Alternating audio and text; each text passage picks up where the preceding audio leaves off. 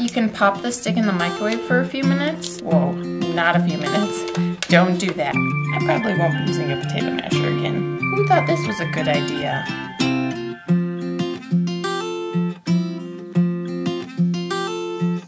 Hello everyone.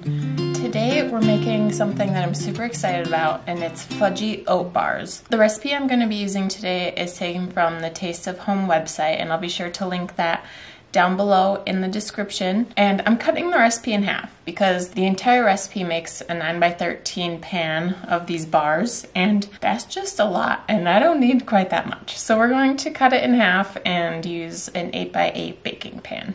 We'll get to that later. To start, we're going to cream together some butter and brown sugar. So I have some softened butter here, and we're going to need a half cup. So 1 stick, and it's quite handy. Sticks of butter usually tell you that 8 tablespoons, which is 1 stick, equals half cup. So softened butter, make sure it's softened so that it's easy to cream together with our sugar. And if it's not, you can pop the stick in the microwave for a few minutes. Whoa, not a few minutes. Don't do that. You can pop your stick of butter in the microwave for maybe 10 to 15 seconds, depending on how strong your microwave is. But definitely do not put it in there for a few minutes. You will have melted butter all over. And then we're going to take 1 cup of packed brown sugar. I have dark brown sugar, light brown sugar is just fine too. Half cup, and our 1 cup. Now if you have an electric mixer, a hand mixer, or a stand mixer, go ahead and use that. It'll just make this a lot easier. If not, you can use a firm spatula or a wooden spoon. And I usually use a wooden spoon, but I'm gonna experiment today and use my potato masher and see if that does the trick as well. The recipe says to cream your butter and sugar together, and that it'll take 5 to 7 minutes until it's light and fluffy. So to me that sounds like they're doing it by hand. I'll be sure to speed this part up, but we'll see if we get light and fluffy butter sugar mixture together in 5 minutes.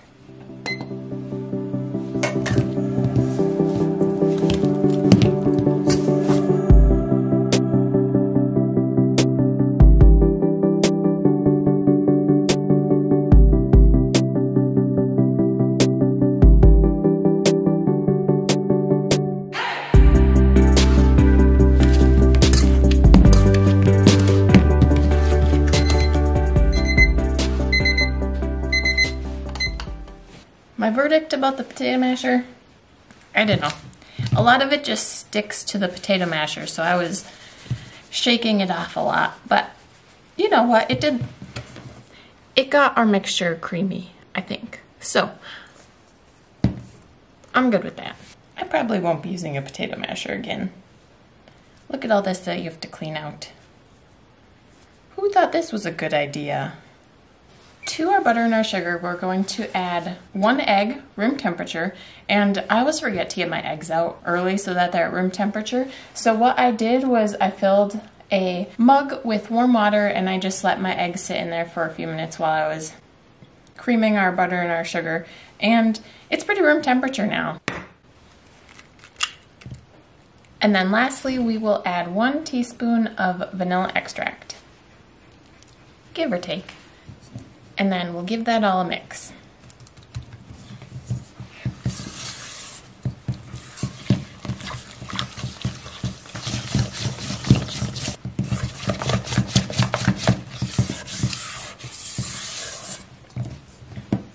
Perfect. Now once you have your wet ingredients mixed together, well incorporated, set that aside and we'll mix together our dry ingredients. First, we're going to add 1.5 cups of old-fashioned oatmeal.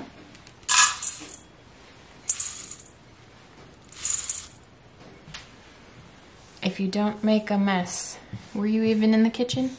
1.25 cups of all-purpose flour. Be sure to spoon your flour into your measuring cup, because if you just scoop it right into your flour container, it's going to pack the flour into your cup, and then you will have too much flour and dry bars. So there's 1 cup and 1/4. Now the recipe calls for 3/4 of a teaspoon of baking soda. since we're cutting the recipe in half, is going to be 1/4 and 1/8 teaspoon of baking soda. And I know some people might not have an 1/8 teaspoon. It's not always included in measuring spoon kits. So just do your best to estimate 1/4 teaspoon. 1/4 teaspoon is an 1/8 teaspoon. And then the last of our dry ingredients is going to be salt, and we will need 1/4 teaspoon.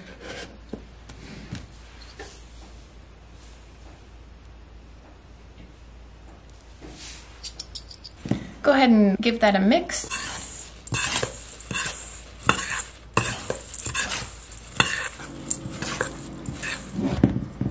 Now we're going to add our dry mixture into our wet mixture.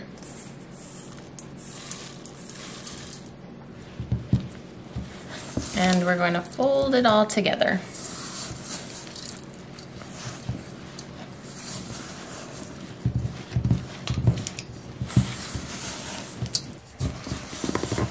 Make sure you scrape up from the bottom to get any of the wet mixture or the dry mixture that is stuck down there.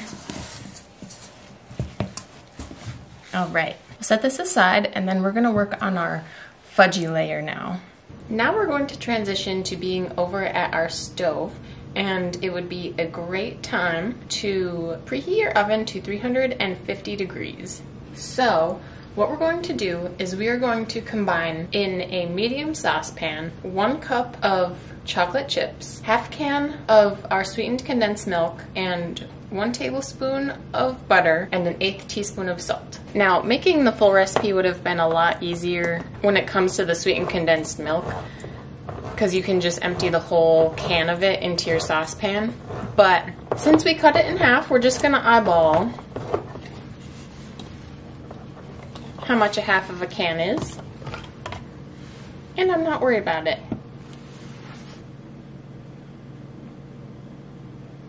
I think I used about 1/2 of the can. Close enough. 1 cup of chocolate chips. Now I have dark, I would say semi-sweet or dark are good. That's just my personal preference. An 1/8 teaspoon of salt, and 1 tablespoon of butter. Now we're going to turn this on medium to medium-low heat. And what we want to happen is we want to melt our chocolate and get everything mixed together all smooth. And this will create our fudgy chocolate layer. So make sure you just keep stirring so that it does not burn. Once your chocolate has become smooth, we are going to add 1 teaspoon of vanilla.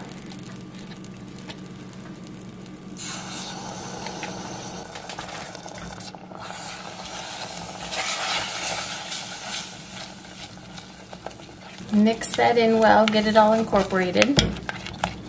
And this is optional, but the recipe calls for us to add chopped pecans. You can leave these out if you want. I'm going to add sliced almonds, and I'm going to add a 1/2 cup. So you can turn your heat off and fold in your nuts if you added them. Once you've completed your fudge layer, get out your baking dish. I have a 8x8 glass dish here. The recipe says not to grease it. So I'm normally a parchment paper person, but we're gonna try not greasing it, hope for the best. So we're going to take 2 cups worth of our oat mixture and press it into the bottom of our pan. And that's gonna be most of it. So I'm actually gonna go with 1.5 cups. And then you can just use a spatula or the back of your hand or a spoon and just press it evenly into the bottom of your baking dish.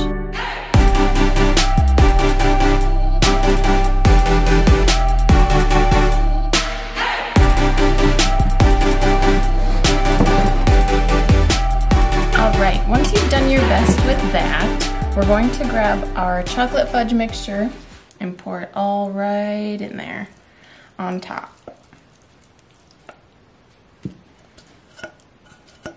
Do your best to get all of that goodness out of your saucepan. And then spread that evenly over our oat mixture. There's so much. Oh, these are gonna be awesome.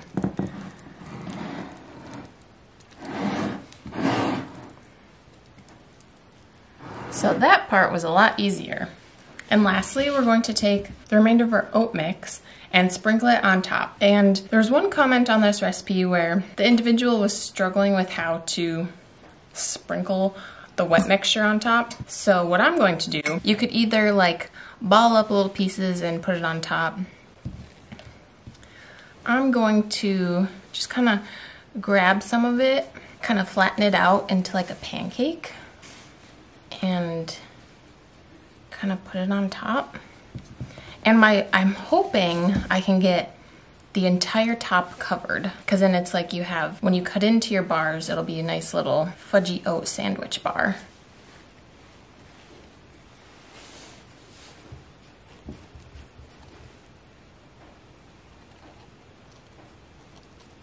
I should have done these ones a little thinner, but I'm gonna see if I can stretch this last bit. Do you think I can do it? We're gonna try our best. We're gonna try our darndest. Oh, we're starting to separate.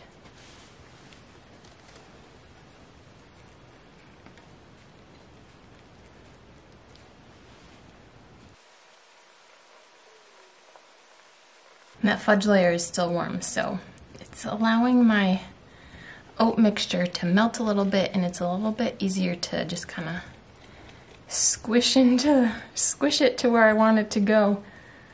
Ooh, looking pretty good. With a little more planning, it would have been a little more aesthetically pleasing, but I'm happy with that. Voila.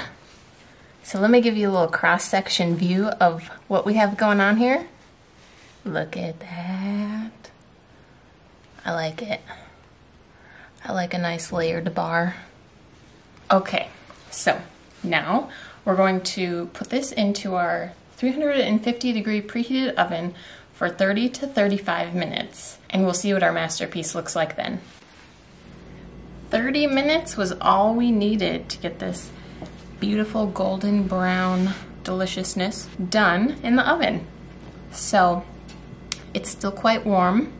We are going to let it cool for a little while before we dig into it. We'll review our cross section. Beautiful. Beautiful. Wow. Amazing. All right, we're gonna let it cool and then we'll give it a go.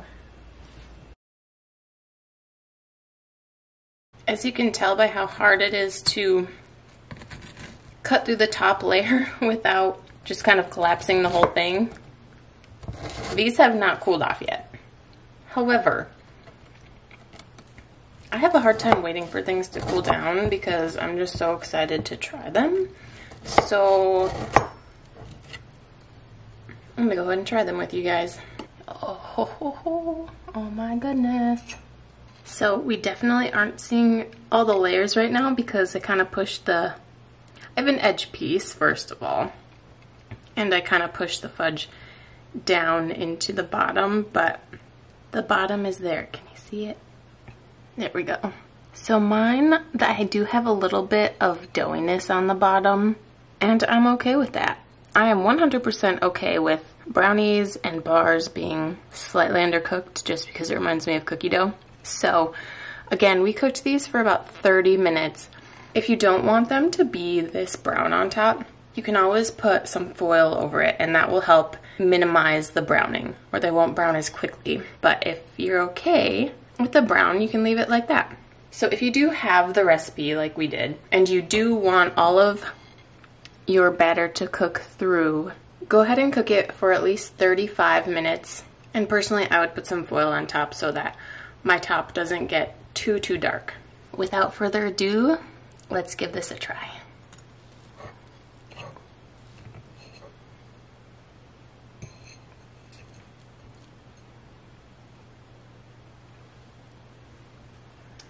This is one of those desserts that would be perfect served warm with a scoop of vanilla ice cream on the side. Perfect combination.